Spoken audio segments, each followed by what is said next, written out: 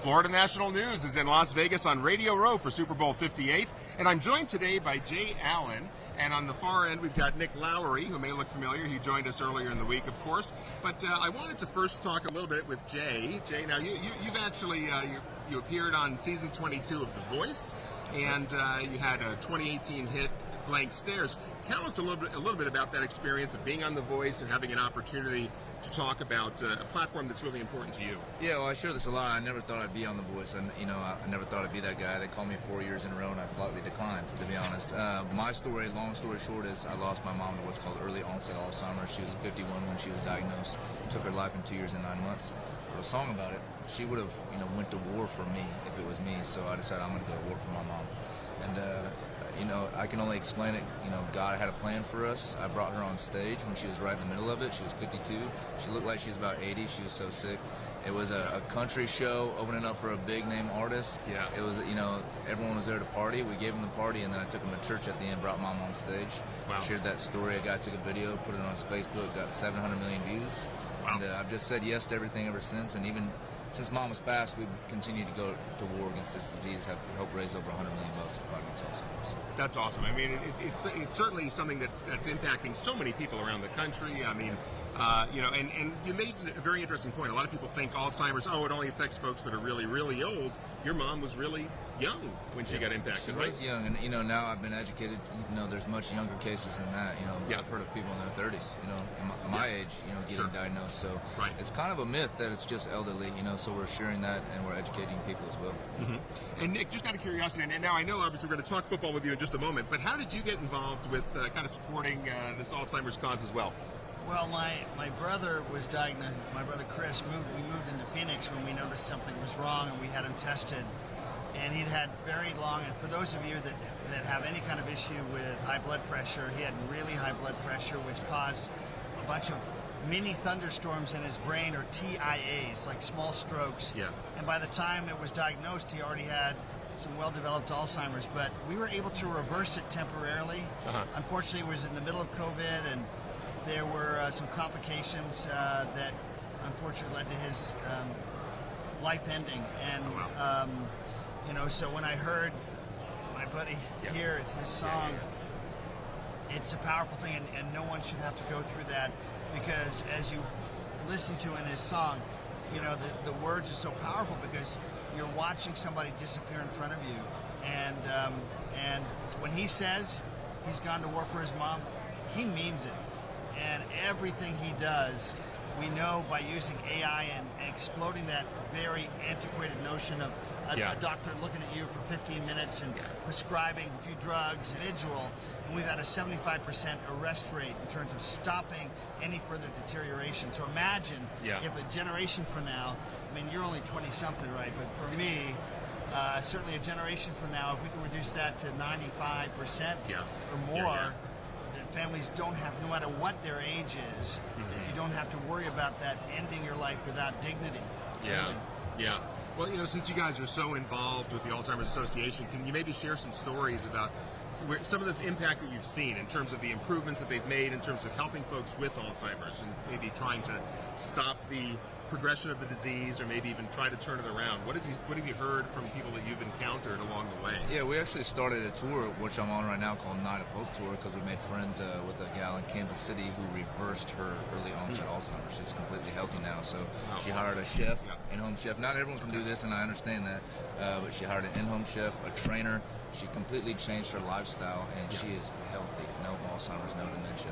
And so we're sharing that. And sometimes it can be as simple as that, just changing your life. Not eating the cheeseburger every day, or using the microwave, or just getting your butt in the gym, Wake up your mind, fight for yourself, I tell people. Yeah. And Nick, have you seen some examples of that? I think there is a common sense thing, is when you reduce sugars, you increase the oxygen to your brain, you reduce those things like sugars that increase inflammation. Many people think that Alzheimer's is essentially a form of diabetes or inflammation in the brain. And you take command of and own your existence, what you eat, how you exercise, how you, my brother, when he started memory care, made a huge difference. He did balance work.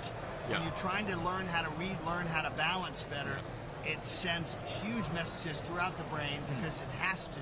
Yeah. So all those things that are what I would call voluntary adversity, putting your brain through discipline to keep it in shape, just the way we take care of our bodies. Yep. Yeah, that's fantastic.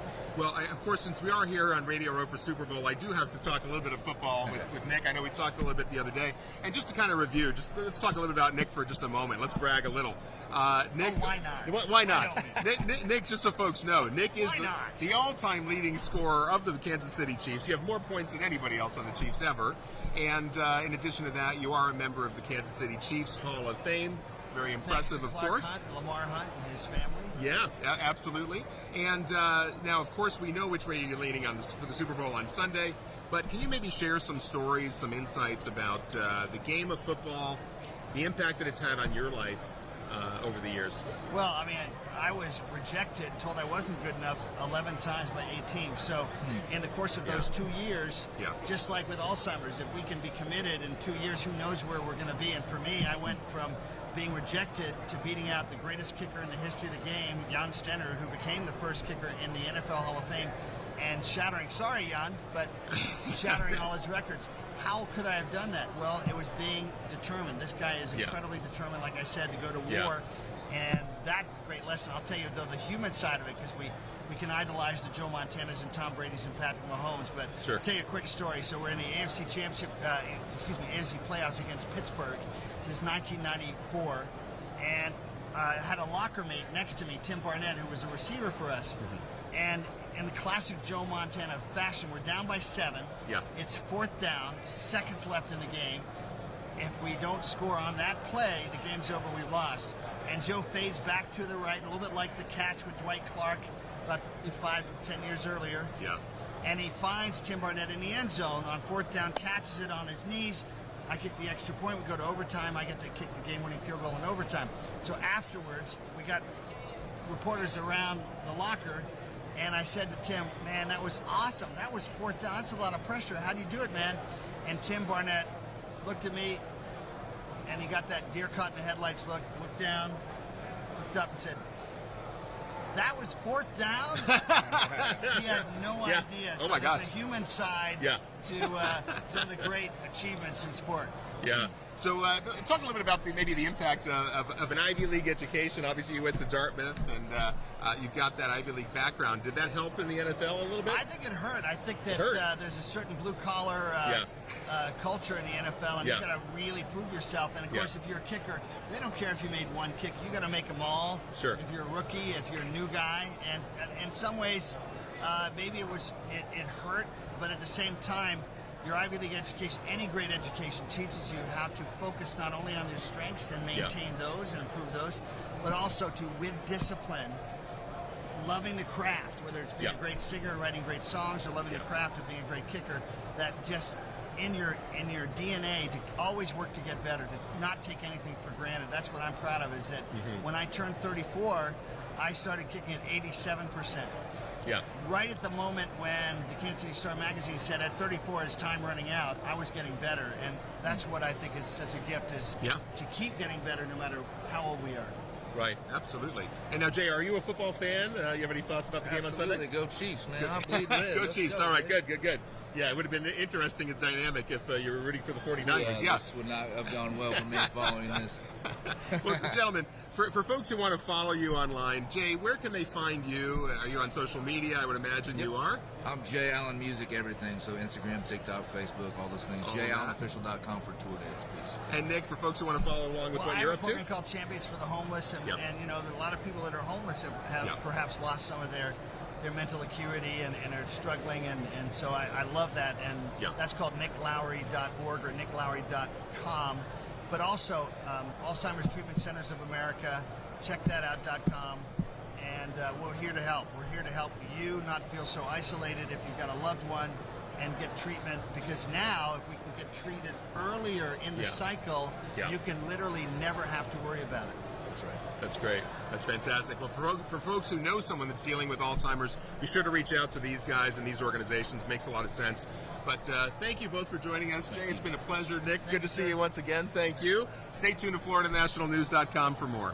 It's time to put yourself first and get the figure you've always wanted with laser liposuction and body sculpting from CMA, Comprehensive Medical Aesthetics. Dr. Rudolph Moise and his experienced staff can transform you in one simple in-office procedure. Localized anesthesia, minimal discomfort, faster recovery. Call CMA today and schedule your free consultation. 786-746-6464. Visit cmaesthetic.com. Begin your transformation. Call CMA today.